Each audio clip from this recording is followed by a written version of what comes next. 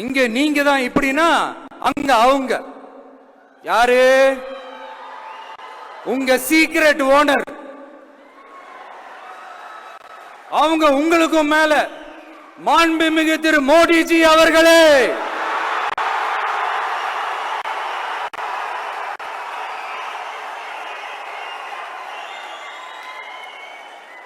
என்னமோ உங்க பேரெல்லாம் சொல்றதுக்கு எங்களுக்கு ஏதோ ஒரு பெரிய பயம் மாதிரியும்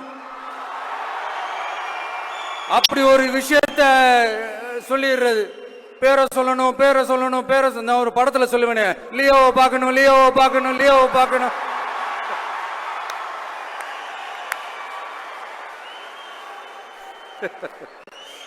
இல்ல இல்ல, சத்தியமா அப்படிதாங்க இருக்கு. சென்டர்ல ஆள்றவங்கன்னு சொல்றோம். சென்டர்ல யார் ஆள்றா? காங்கிரஸா? இங்க ஸ்டேட்ல ஆள்றவங்கன்னு பேசுறோம். இங்க யார் ஆள்றா? அதிமுகவா? அப்புறம் என்ன பேரை சொல்லணும், பேரை சொல்லணும்? புரியலையே. நீங்க தானே கேட்டீங்க, வச்சுக்கோங்க.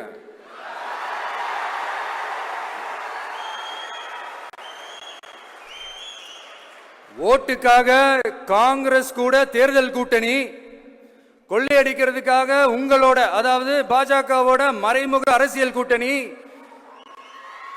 இப்படி உங்க பேரை சொல்லியே மக்களை ஏமாத்துறதும், உங்க பேரை சொல்லியே மக்களை பயமுறுத்துறதும், இப்படி இந்த கரப்ஷன் கபடதாரிகளுக்கு மறைமுகமாக உதவும் உங்க அரசுக்கு ஏஞ்சி தமிழ்நாடு தமிழர்கள்னாலே அலர்ஜி.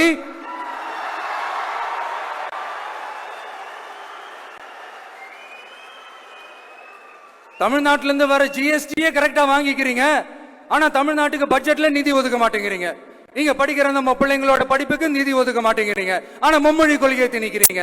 டீலிமிட்டேஷன் என்ற பேர்ல தமிழ்நாட்டோட பார்லிமெண்ட் சீட்ஸ்லயும் கை வைக்க பாக்குறீங்க. ஒரே நாடு ஒரே தேர்தல் நீங்க ஸ்டார்ட் பண்ணப்பவே புரிஞ்சிருச்சு பிரதமர் சார், உங்க பிளான் என்னன்னு, எங்கெல்லாம் எப்படியெல்லாம் எந்த திசைகள் எல்லாம் இந்த நாட்டை கொண்டு போலாம்னு. சார் உங்ககிட்ட நாங்க சொல்லிக்கிறதெல்லாம், தமிழ்நாட்டை கொஞ்சம் கேர்ஃபுல்லா ஹேண்டில் பண்ணுங்க சார்.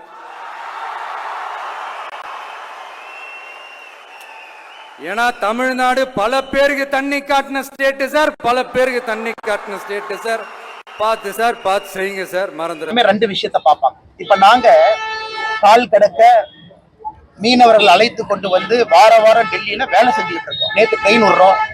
இன்னைக்கு மீனவ பிரச்சனையை தீர்ப்பதற்கான போராட்டத்தில் இருக்கோம். போன வாரம் வெளியுறவுத்துறை அமைச்சரை பார்த்து வெளியே கொண்டு வரதுக்கான முயற்சியில் இருக்கோம். போராட்டம் பண்றோம், கைதாகிறோம், டாஸ்மாக் ஊழலை பத்தி பேசுறோம், வீதி வீதியா போறோம். இது ஒரு அரசியல். கட்சி ஆரம்பித்து 1.5 வருஷத்துல 3 முறை வெளியே வருவது அது ஒரு அரசியல். இந்த அரசியலை மக்கள் பார்ப்பாங்கல்ல.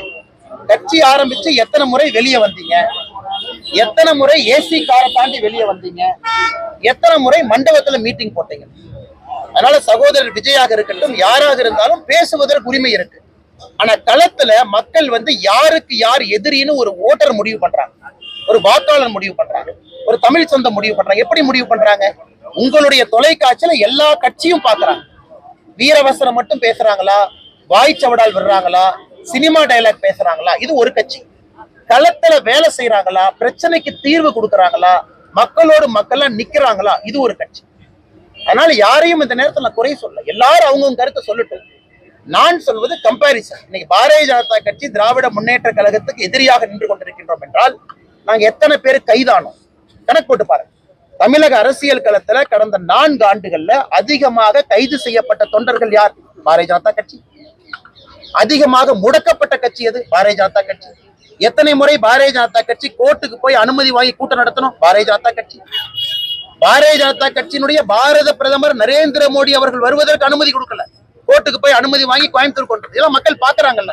அதனால வாய்ச்சவடாலா, வெறும் பேச்சா, சினிமா டைலாகா, களத்துல வேலையா மக்கள் பாக்குறாங்க. ஏன்னா அதே டிவியில எல்லா தலைவர்களும் உங்கள்கிட்ட பேசும் பொழுது நாங்கள் எங்களுடைய வேலையை தமிழக மக்கள் முன்னால் வைத்திருக்கின்றோம், உங்களுக்காக பணி செய்யறோம், மக்கள் முடிவு செய்யட்டும் யார் யாருக்கு எதிரி. நாங்கள் தெளிவாக இருக்கின்றோம். திராவிட முன்னேற்ற கழகத்தினுடைய தப்பை சுட்டி காட்டுவதிலே, திருத்துவதில், மக்கள் மன்றத்தில் எடுத்து சொல்வதில், தீர்வு கொடுவதில் போராடுவதில் பாரதிய ஜனதா கட்சி இன்னைக்கு முதன்மையான கட்சியாக இருக்கு. சார் விஜய்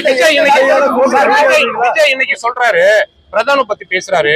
ஒரே நாடு ஒரே தேர்தல் என நீங்க ஸ்டார்ட் செய்யும் போதே புரிஞ்சிடுச்சு பிரதமர் சார், தமிழ்நாட்டை கொஞ்சம் கேர்ஃபுல்லா ஹேண்டில் பண்ணுங்க சார், தமிழ்நாடு நிறைய பேருக்கு தண்ணீர் காட்டி உள்ளது அப்படின்னு பிரதமரை கடுமையாக விமர்சனம் செய்திருக்கிறார் விஜய். இத பத்தி நீங்க என்ன நினைக்கிறீங்க? ஆனா இன்னைக்கு சகோதரர் விஜய் அவருடைய தமிழக வெற்றி கழகத்தினுடைய பொதுக்குழு கூட்டம் நடக்குது. தமிழகத்துல நிறைய கேள்விகள் நீங்க கேட்டீங்க, சென்னையில் நடக்குது. இன்னைக்கு சகோதரர் விஜயாக இருக்கட்டும், அவரு கூட மேடையில பேசுறவங்களா இருக்கட்டும், ஒரு விஷயத்தை அவங்க புரிஞ்சுக்கணும். அரசியல் என்பது வெறும் மைக் எடுத்து பேசிவிட்டு கை காட்டிட்டு போறது அரசியல் கிடையாதுங்க. களத்துல நின்று வேலை பார்ப்பது அரசியல். நான் சகோதரர் விஜய் அவருக்கு ஒரு சின்ன அரசியல் பாடத்தை எடுக்கிறேன். 1973 கடைசியா டீலிமிட்டேஷன் நடந்த பொழுது, இப்ப நம்ம டீலிமிட்டேஷன் 2026 பேசுறோம். 1973 டீலிமிட்டேஷன் நடந்த போது சகோதரர் விஜய் நல்லா அவங்க கேட்டுக்கணும் அண்ணன், ஏன்னா சில அரசியல் புரிதல் அவருக்கு இருக்கணும். அன்னைக்கு இந்தியாவுடைய லோக்சபா சீட் 525 545 உயர்த்தப்படுகிறது. 1973 20 சீட் உயர்த்துறாங்க. 20 சீட்ல தமிழ்நாட்டுக்கு எவ்வளவு கிடைச்சது? 0.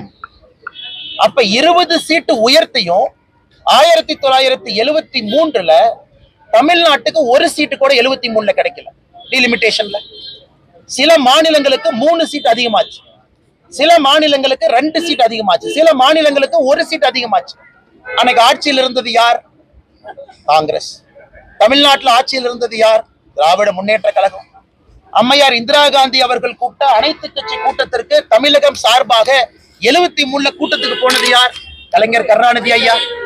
அன்னைக்கு திமுக டீலிமிட்டேஷன் கமிஷன் மீட்டிங் 1973 போய் இந்தியாவினுடைய லோக்சபா சீட் 20 உயர்த்தப்பட்ட பொழுது கலைஞர் ஐயா தமிழ்நாட்டுக்கு ஒரு சீட்டு கூட வாங்கி கொடுக்கல. அப்ப நியாயப்படி விஜய் அவர்கள் குற்றச்சாட்டு வைக்கிறாருன்னா யாரு மேல வைக்கணும்? இதற்கு முன்னாடி டீலிமிட்டேஷன் நடந்த பொழுது ஆட்சியில யார் இருந்தாங்க? அப்ப தண்ணி விஜய் அவர் யாரு காட்டணும்? காங்கிரசுக்கும் திமுகவும் காட்டணும். 2026 நாங்க பண்ற டீலிமிட்டேஷன் ஒரு வேலை வரும் பொழுது குறைவா இருந்தா பத்திரிகை நண்பர்கள் சொல்லுங்க, அண்ணா என்ன யூபி 10 கொடுத்தீங்க, தமிழ்நாட்டுக்கு 2 தான் கொடுத்திருக்கீங்க. நான் ஆதாரத்தின் அடிப்படையில பேசுறேன். அதனால சகோதரர் விஜய் அவர்கள் பேசும்பொழுது ஒரு அரசியல் புரிதலோடு பேசணும். சார், ஏன் அப்ப விஜய் அவர்கள் பிரதமரை இந்த கூட்டத்துல கடுமையாக விமர்சிக்கிறார்? பிரதமர் கிட்ட தனிப்பட்ட முறையில ஒரு பிரதமரை விமர்சிப்பதற்கு என்ன காரணம்?